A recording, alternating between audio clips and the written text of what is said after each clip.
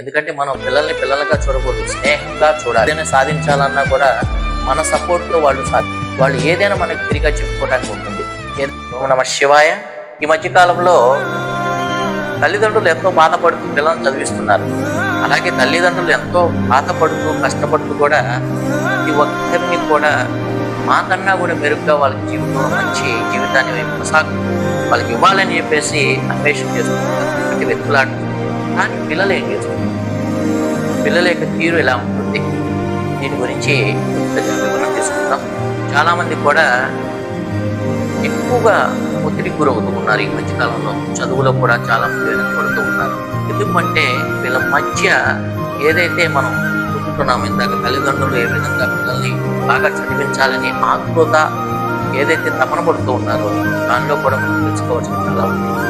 అవతల మన పిల్లలు మనల్ని అర్థం చేసుకుంటున్నారు లేక పొరపడుతున్నారు. ఈ రెండింటినీ మనం చూడాలి. ఎందుకంటే అర్థం చేసుకున్నట్లయితే ఎలా ఉంటుందంటే మనం ఎప్పుడు కూడా ఆ పిల్లల్ని ఒత్తిడి చేయకూడదు. అర్థం చేసుకుంటున్నారు, పర్వాలేదు, జాగ్రత్త చదువుకుంటున్నారు అన్నప్పుడు మనం ఒత్తిడి చేయకూడదు. అలాగే మన తపన ఏదైతే ఉందో అది ఏ విధంగా చూపించాలంటే వాళ్ళకి మనం సపోర్ట్గా ఉండేటువంటి ఆలోచన చేయాలి. సపోర్ట్గా ఉండాలి. అంతేగాని వాళ్ళని ఇంకా ఒత్తిడి చేసి వాళ్ళని ఇబ్బంది పెట్టి లేనిపోని సమస్యకు గురి చేయకూడదు. ఎందుకంటే ఒత్తిడికి గురైపోతే లేనిపోని టెన్షన్ పడుతూ ఉంటే చదువు మీద ధ్యాస తగ్గుతుంది. మీకు చాలామంది తెలియనటువంటి విషయాలు. చదువు మీద ధ్యాస తగ్గడం కాదు, వాళ్ళు వేరే ఆలోచనకు వెళ్ళిపోతూ ఉంటారు.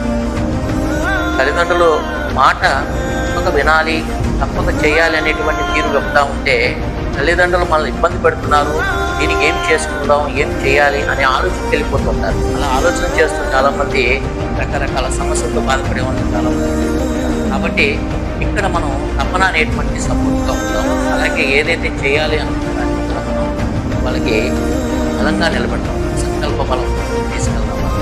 వాళ్ళు ఏం చేయాలనుకుంటున్నారు, ఏమీ నేర్చుకోవాలనుకుంటున్నారు, అన్నిటికీ కూడా మనం సహకరిద్దాం. ఎందుకంటే మనం పిల్లల్ని పిల్లలుగా చూడకూడదు, స్నేహంగా చూడాలి. స్నేహితులు ఎలా చూస్తామో అలా స్నేహితులుగా మనం కనుక పిల్లల్ని భావించగలిగితే వాళ్ళు ఏదైనా మనకి తిరిగా చెప్పుకోవడానికి ఉంటుంది.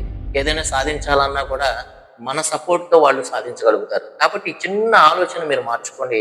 చక్కగా జీవితంలో పిల్లలకి మంచి భవిష్యత్తు ఇచ్చేటువంటి పెద్దవాళ్ళుగా మారండి. ఓం నమ శివాయ.